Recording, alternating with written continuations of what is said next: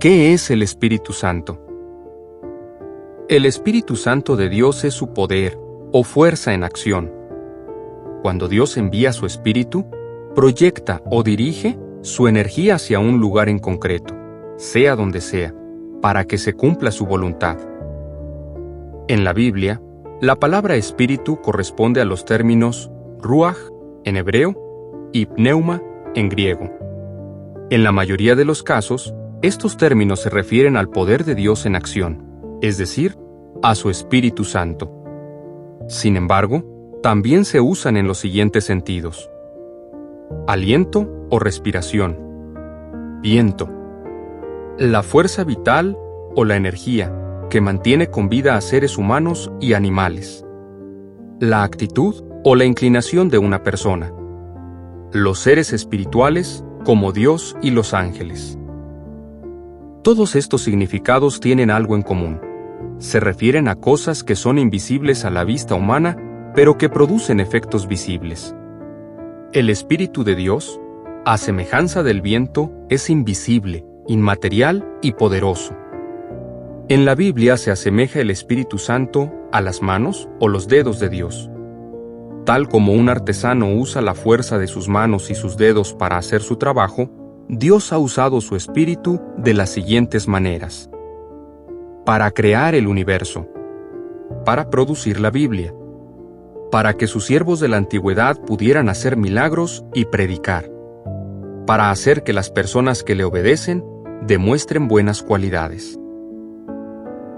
El Espíritu Santo no es una persona. Al referirse al Espíritu Santo como las manos, los dedos o el aliento de Dios, la Biblia demuestra que dicho Espíritu no es una persona. Las manos de un artesano no trabajan por su cuenta, pues no pueden actuar de forma independiente del cerebro o separadas del cuerpo. De la misma manera, el Espíritu de Dios solo actúa cuando y como Él lo dirige. Además, la Biblia compara al Espíritu Santo con el agua y lo relaciona con otras cosas impersonales, como la fe y el conocimiento. Esto también da a entender que el Espíritu Santo no es una persona. Aunque la Biblia menciona el nombre propio de Dios, Jehová, y el de su Hijo, Jesucristo, en ningún lugar le da un nombre al Espíritu Santo. En una ocasión, cuando el discípulo Esteban recibió una visión del cielo, vio tan solo a 2 personas, no a 3.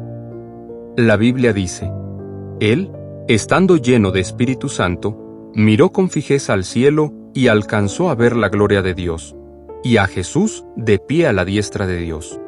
Hechos 7:55. El Espíritu Santo fue simplemente el poder que Dios utilizó para que Esteban pudiera tener esa visión. Conceptos erróneos sobre el Espíritu Santo. Lo que algunos creen.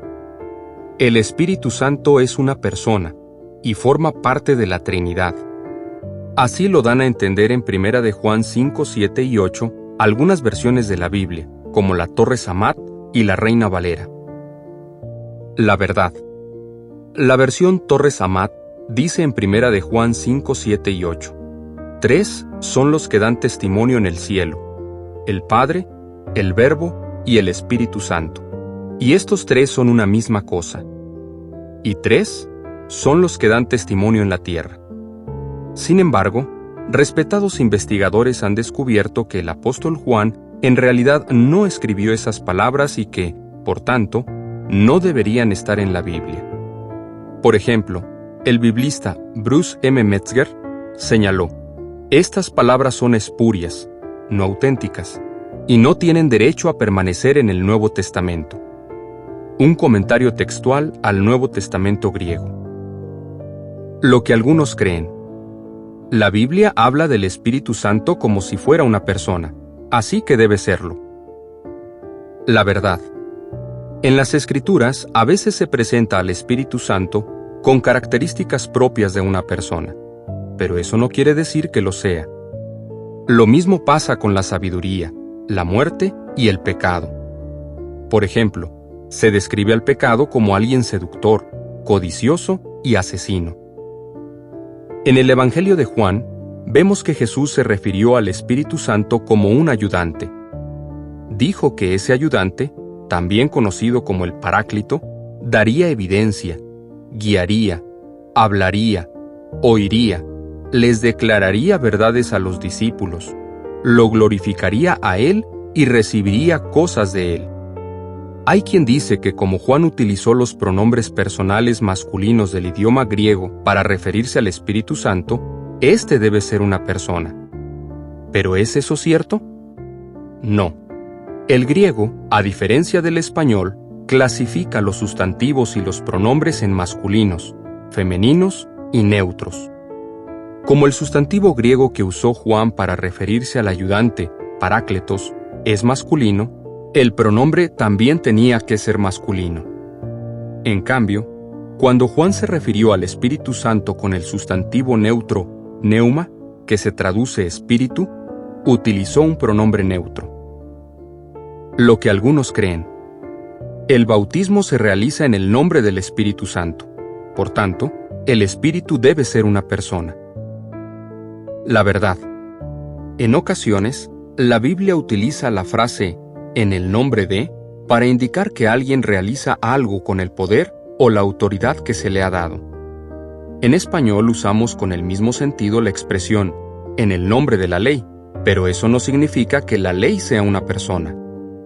Por tanto, cuando alguien se bautiza en el nombre del Espíritu Santo, significa que reconoce el poder de ese Espíritu y su función en el cumplimiento de la voluntad divina.